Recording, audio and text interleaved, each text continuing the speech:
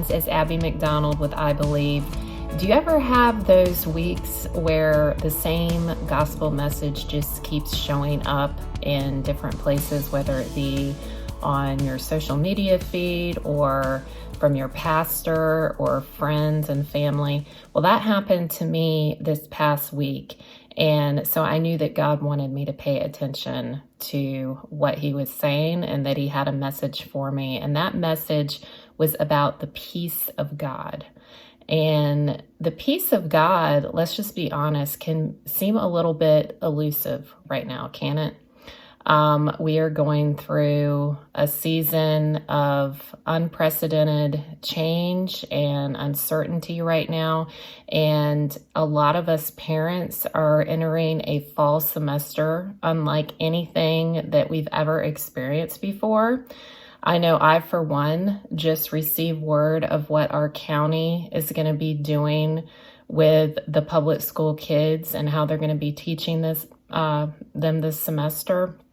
And they're going to be going entirely virtual. And I have to be honest, when I heard about that decision, I did not feel peace.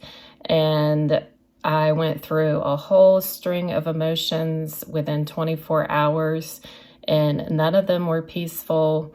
I was up at 3 a.m, just going through different scenarios in my head of what this semester would look like and what we needed to do and how we needed to prepare. And I was completely stressed out. So the peace of God did not seem like it was attainable at that point. And therein lies the dilemma. And that's what I want to talk to you about, because our pastor said something during this past week's message that really struck a chord in my heart. And that was that the peace of God is not something that we attain. It is something that we need to maintain, but it is not something that we attain. And if you look at Jesus' words in John 14, that is exactly what he says is, "My peace I give to you. I do not give as the world gives. Do not let your hearts be troubled and do not be afraid." And so if his peace is something that he gives to us freely, and it's something that we receive as a gift from him, then why is it that so often we feel as though it's something we have to strive to earn, or it's something that we don't feel and we don't experience when the chaos of the world overwhelms us?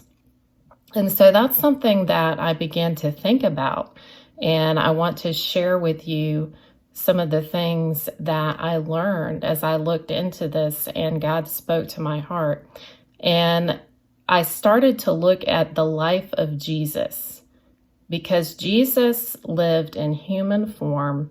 He experienced every emotion that you and I do, every temptation, and he was challenged by the Pharisees, by the Jews, by people who questioned him, questioned his motives, his identity, and yet he still maintained peace.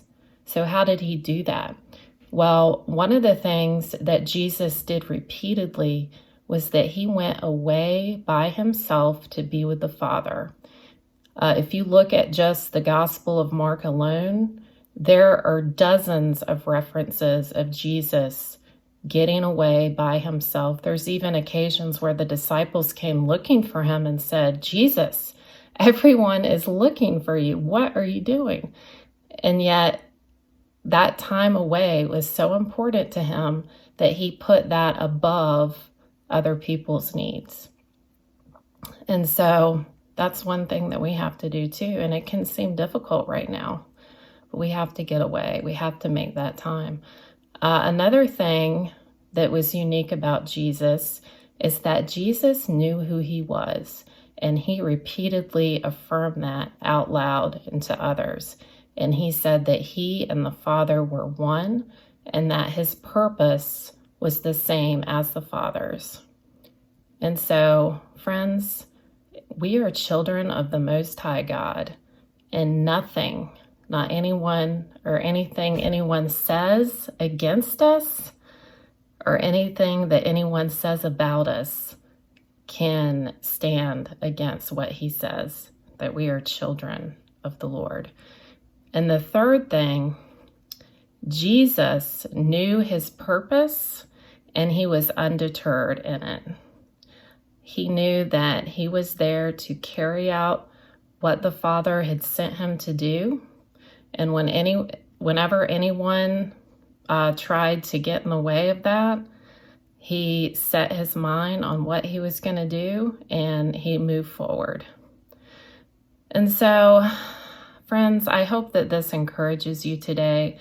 I know that sometimes that peace can seem elusive, but I truly believe that we can live in it.